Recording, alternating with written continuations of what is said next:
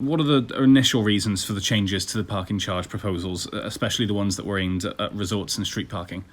Well, I think most people that have followed the changes in the car parking over a while would know that we were probably doing most of the shouting on the previous proposal. So we always said that when we came into power we'd have another look at it, which is what we've done. And then there's been opportunities like the potential for increased enforcement, etc., which allows us to make changes as well. So, we're basically doing what we always said we would. And in terms of the pressure that the council's received since those initial proposals were set in, you had the petition with the traders on Barry Island that got more than 2,500 signatures. I know you've had Alan Cairns chipping in and Andrew R.T. Davis, people like them chipping in on it as well. How much pressure was the council under to reverse the changes? I think pressure's the wrong word because, as I said earlier, that was always our view, and we were alongside those people arguing that the parking proposals didn't deliver what they were setting out to do. We felt very strongly that one size doesn't fit all in this case, and we need to look at how the resorts work, say like Barry Island, how town centres work, how country parks work. And then you need to actually match in with that the needs of residents, the needs of businesses and the people that work in them, and the needs of visitors and shoppers. And so we had to keep going back and back over the consultation responses, look at what happened in scrutiny. And as I said, most of the scrutiny conversation was actually us talking about our views, and also reinterrogate the data that was presented right at the start to find something which was flexible enough to try and cope with the needs of all those different areas. So I think that people wanted a solution to be found, and that's why we've kept talking to businesses and traders and whatever through the reason. But an awful lot of that, of if you want to call it pressure, actually came from ourselves. The current administration is a coalition, and it represents all areas of the Vale. So it was actually really constructive to be able to talk to people from all the different areas and say, well, how does the town centre work in your area? What sort of issues are there for the country park in your area?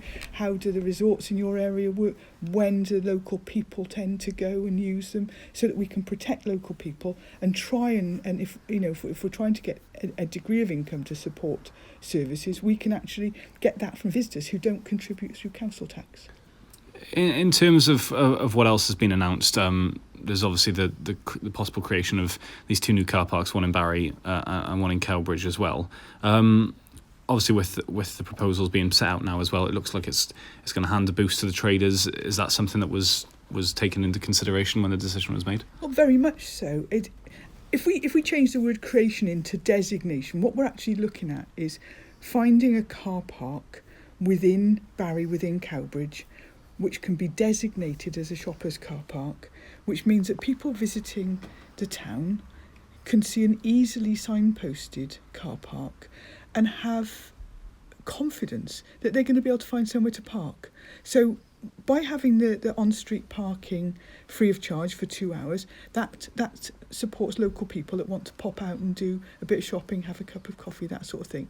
But for visitors to the area, they need to know that if I go to Cowbridge, there's that car park, and because of the turnover, I'm always going to be able to find a space. So we hope very much that will support the local town centre, the one in Cowbridge, and also the one behind the town hall in Barry, so that they will become known as that's the shopper car park. For visitors, that's always where you can find a space. We've seen a number of reports and consultations about parking charges over the last 12 months to 2 years. I would imagine that costs a lot of money to kind of set up and to cover is a lot. Some may see it as being a bit pointless or a lack of actual any substance in it afterwards. Is that something you would agree with? I think there was background research that was undertaken quite a while back now in terms of how many people park in different areas, what number of spaces that we've got and how it all works, and that was undertaken externally, and that did cost the council. But I think any conversations in the last year have been about revisiting outcomes of scrutiny committees, talking to people, talking to council, to councillors, etc., and pulling all that together and re-examining it.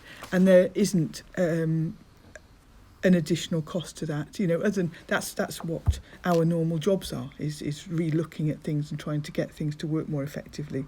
So I said there was some initial research and stuff done, but we haven't added to that. That data still is still relevant on the whole.